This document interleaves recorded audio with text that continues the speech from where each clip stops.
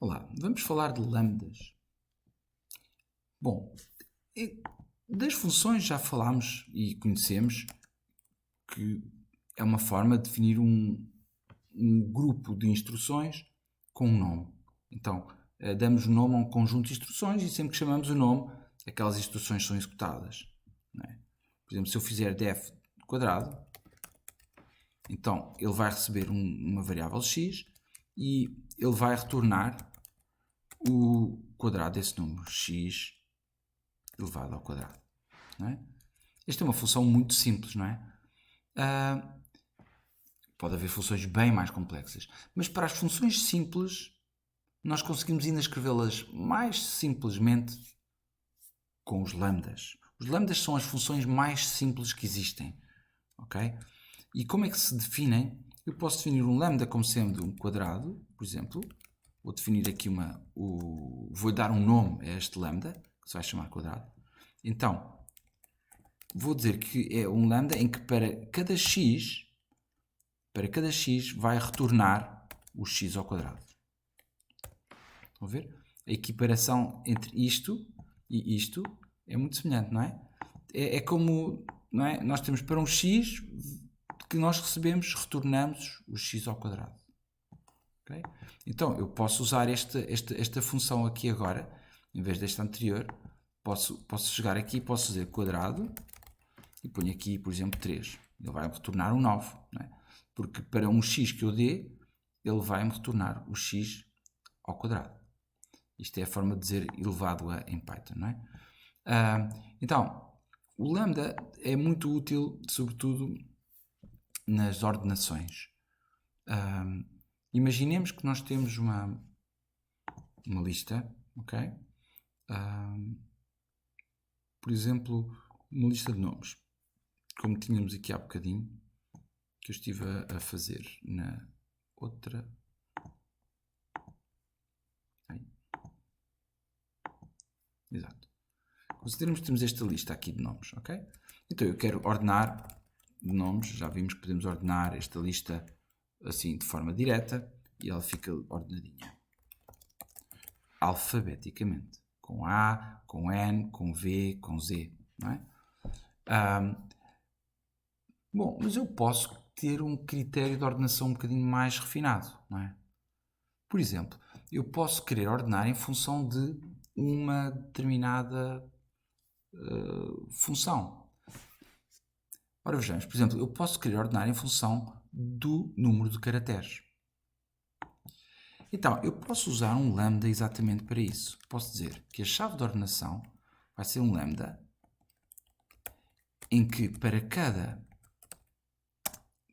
elemento da minha lista eu quero retornar o número de caracteres desse elemento. Ou seja, quero retornar aliás, é aqui o número de caracteres que é elemento. Não é? Ou seja, eu quero retornar, ou seja, a ordenação, ele vai pegar em cada palavra e vai ordenar em função do comprimento da nossa lista. Ok? Então, imaginem, até vou pôr aqui o Vítor em primeiro lugar só para não pensarem que isto está viciado. Não é? Se eu ordenar então em função do comprimento, ele vai-me de facto fazer aquilo que já tínhamos visto anteriormente em relação à ordenação, que ele está a ordenar aqui, começando com uma palavra com duas palavras, com dois caracteres, com 3, com 4, com 5 caracteres.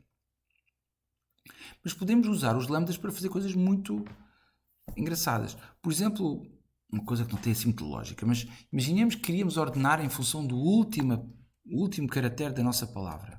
Em função do último caractere. Ou seja, eu queria ordenar em função do E, do Z, do A, do O, do Nuno e do R. Ou seja, queria pôr primeiro o A, depois o E, o O, o R. Não é? Ordenar as palavras em função do último caractere. Então, no fundo, quer dizer que se eu pensar no meu lambda, então, o lambda diz que para cada elemento eu quero ordenar em função do quê? Bom, se o elemento é uma coisa destas, uma palavra, então eu quero ordenar em função da última letra. Como é que eu identifico a última letra do elemento de uma lista, não é? Ou de uma string. É elemento índice menos 1. Não é? Então pronto. Ficamos aqui com o A, com o E, com o O e com o R, por exemplo. Vamos ver? Bom, uma coisa ainda mais interessante será usar os lambdas agora para nós usarmos uma ordenação de algo mais complexo ainda.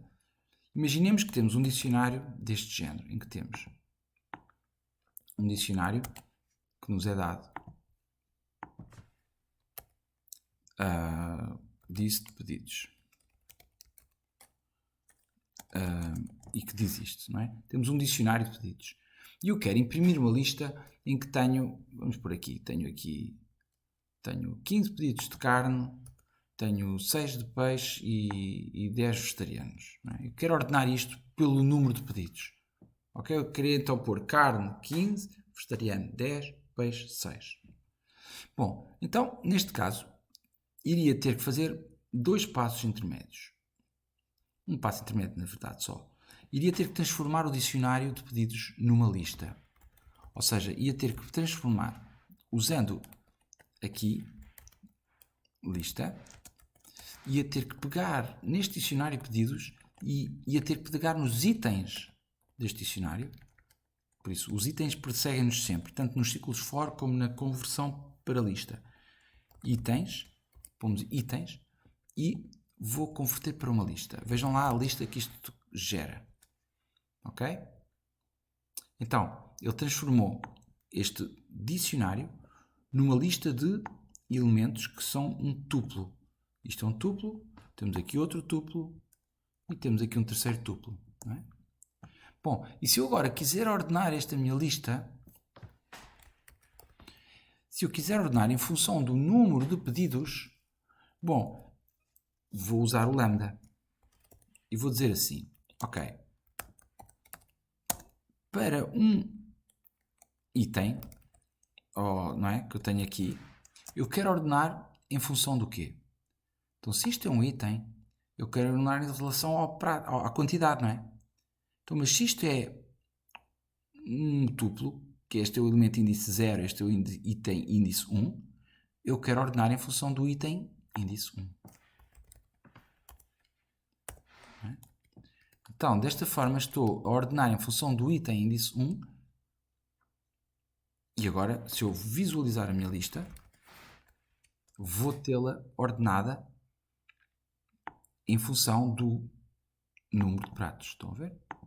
Bom, neste caso aqui está a começar com o que tem menos pratos, menos pedidos, até o que tem mais pedidos. Mas isso nós já sabemos resolver, não é? Se eu quero inverter a ordem, então faço um reverse igual a true. E temos então aqui uma lista de pedidos bem mais simpática de fazer ao nosso cliente do que a inicial que nós tínhamos,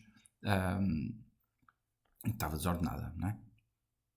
Esta é a aplicação então dos lambdas, a forma mais simples de definir uma função.